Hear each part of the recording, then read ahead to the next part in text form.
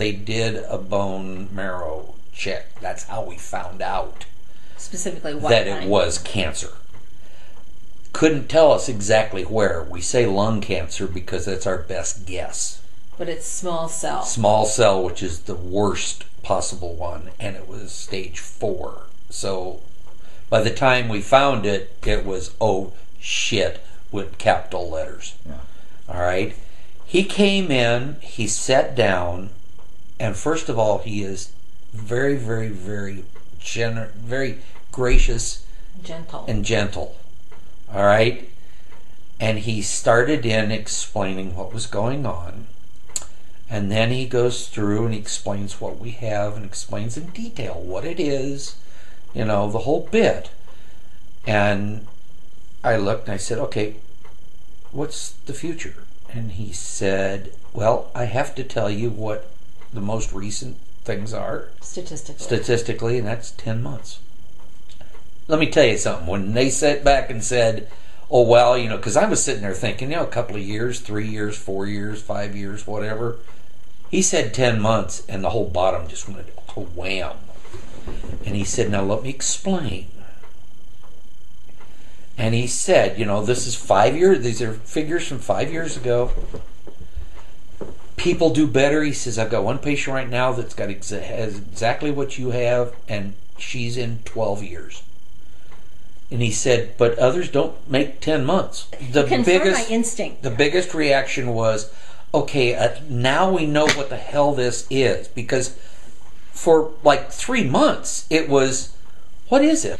But he was not going to soft code it. But he didn't drop the bomb and walk out the door. He stayed and talked until we were finished. And so you felt like you had all your questions answered. All the questions we could have. You know, and as one question gets answered, you have more, and it keeps going. But he answered the initial questions, and he said, you may do better. I don't know. He said, but I would be remiss if I didn't tell you what those statistics are. He said, because how can you plan? Right. So well, if I wait till 4 or 5 months down the road and then I tell you, you would have had those 4 or 5 months to plan. So I have to tell you what the statistics say. And he said, but we have better drugs, we have different approaches, things have changed, but that's where the statistics are, is 10 months. Dr. Bandili very clearly put it out that this type of cancer is not curable. So the answer to what's the future, nobody knows. I don't know. But one of the most phenomenal things in my mind, everybody said fight. Just fight. Just keep fighting. What the hell do you do to fight? I mean, you go in, they do the chemo, which was phenomenal to me because I was expecting the worst case, you know, stories from, you know, umpty-ump years ago of what chemo was like and the vomiting and you're down on the floor and you're crying and, you know, it hurts so bad and then you barely get over that and they do it again and, you know, it's just this, oh my God, oh my God, oh my God. And I got the first session of chemo and I'm going, well, hell, that's not bad. I was tired. That was the only thing I had after the first session, was I was tired. I didn't realize that each session of chemo was 4 to 5 hours. Yeah, you're sitting. No, you're laying. Or laying. Well, up there, they've got these phenomenal chairs that you lean back in and you just go, oh, God. I mean, you know, you go, half of the people fall sound asleep all this. It's like lazy boys up there. Yeah, they're huge, you know, and these people come in, they bring in a warm blanket. Not just a blanket. They bring in a warmed blanket. You know, I have to say something about the staff there because, again, he's getting the chemo. He's getting the steroids. He's getting everything. I'm just sitting there. They're just incredible.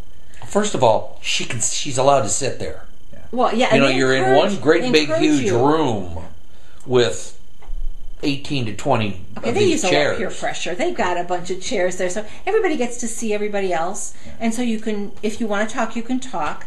The caregivers, which is where I was, sometimes we chat with each other. Sometimes we roll our eyes. Depends on the case. But so there's a little camaraderie there. And between the patients who are receiving the chemo, sometimes they'll just open their eyes and kind of look at whoever's complaining and say, "How long have you been doing this?" But and it's supportive too. It is. It's cathartic in a way. Yeah. It's nice to have other people there who know exactly what you're going through. Just wait, you'll see this. Yeah. But very supportive, and the staff there. You talk about teamwork, and that is just not an adequate word for what goes on in that infusion room, because as one person does something, there's always beepers going off, and it's like a symphony with beepers going off. And nobody's just going, steps in. "That's like, yours." Yeah, no. They just step They in. just go do it. Yeah. And they don't have to be told. It's doing this. And his blood pressure crashed one day. Oh my God! It bottomed out. What was it, 70? It was. Yeah, it was bad. 70. 60 over 30. I was bad. Oh, it's really, horrible. really low. It just went boom. It went from fine to bottom almost instantly. And it's like this elaborate dance that they do where everybody has their spot. Their voices drop in volume. They're very quiet. They're very professional. They know their job. They know what they're supposed to do.